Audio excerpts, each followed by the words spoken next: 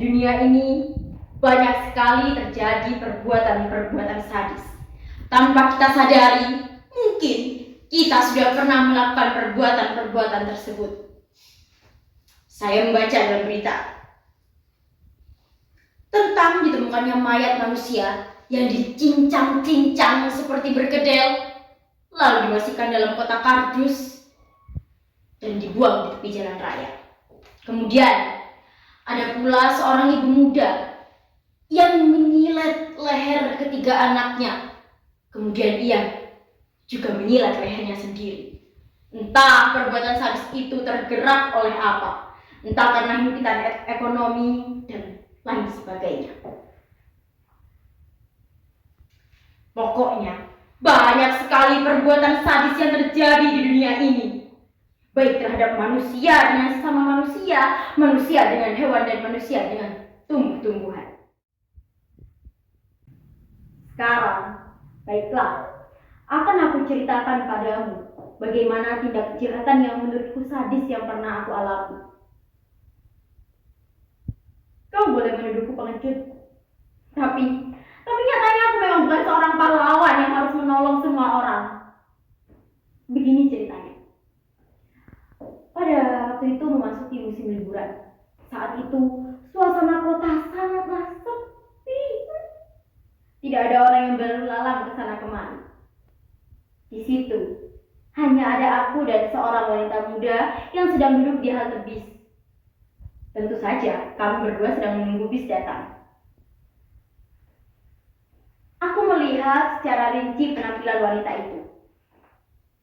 Dadanya mulus, putih, dan dia sedikit menggunakan pakaian yang terbuka, seolah ia akan menyombongkan kalung emasnya yang terlilit di lehernya. Aku kembali mengira-ngira, dan aku berkata pada diriku sendiri bahwa kalung yang digunakan oleh wanita muda itu adalah kalung yang selama ini aku impikan. Kalung itu kurang lebih sekitar 24 karat lah beratnya. Aku terus memandangi kalung wanita muda itu.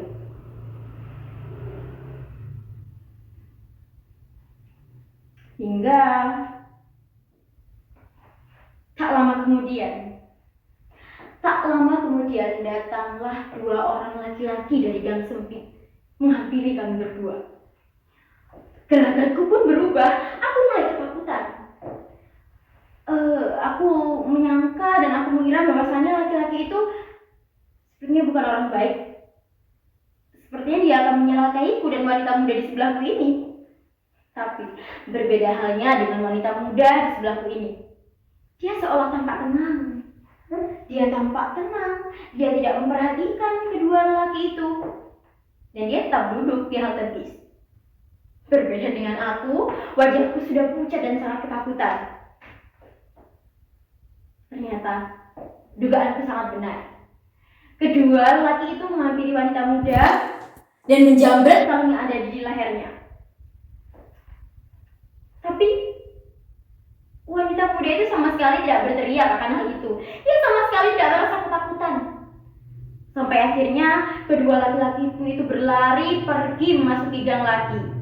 Dan ya, aku spontan bertanya kepada wanita muda itu, "Hei kakak, kenapa kau tidak merasa ketakutan sama sekali dengan hal yang baru saja terjadi denganmu?" Kemudian wanita itu pun menjawab, "Untuk apa aku harus takut? Untuk apa aku harus bersedih? Kalung itu adalah sebuah kalung imitasi. Kalung itu murah, Kak. Aku mampu membelinya, bahkan 2 kali lipat aku sangat mampu membelinya." Saat itu, aku pun merasa tertegun.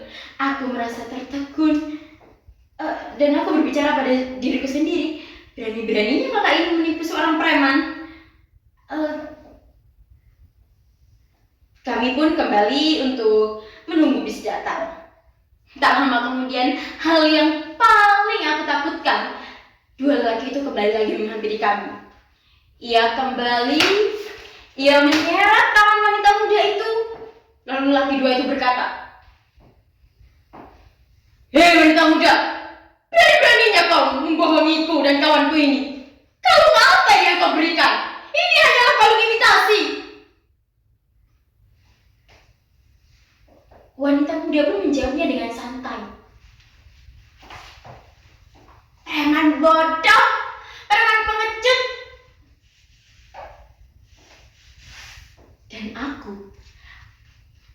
hanya diam. Aku tak dapat berkata apapun di antara percakapan mereka berdua ini. Aku hanya menjadi penonton saja. Kemudian sang preman berkata lagi, dari perbuatanmu ini, kau harus mendapatkan balasan yang setimpal karena kau sudah membohongiku dan kawanku ini. Wanita muda pun seolah tidak menghiraukan itu, karena ia menganggap bahwa preman tidak akan macam-macam pada dirinya. Kemudian sang preman itu menunjukkan wanita itu dan memberikan kalung yang imitasi itu kepada wanita itu. Tapi tidak untuk dibebaskan, karena mungkin dua orang preman itu sudah sakit hati. Makanya dia tidak ingin melepaskan wanita itu begitu saja. Kemudian wanita itu tertunduk, dia didudukkan di bawah kaki preman itu, dan preman itu menyuruhnya untuk memakan kalung imitasi itu. Di sana, suasananya sudah tegang sekali. Aku pun sama sekali tak bergeming dan tak bergerak, karena aku takut. Wanita muda si pemberani itu akhirnya menangis. Ia menangis bertekuk lutut di kaki preman itu. Ia menangis, tidak, ampuni aku tidak sanggup memakan kalung imitasi ini.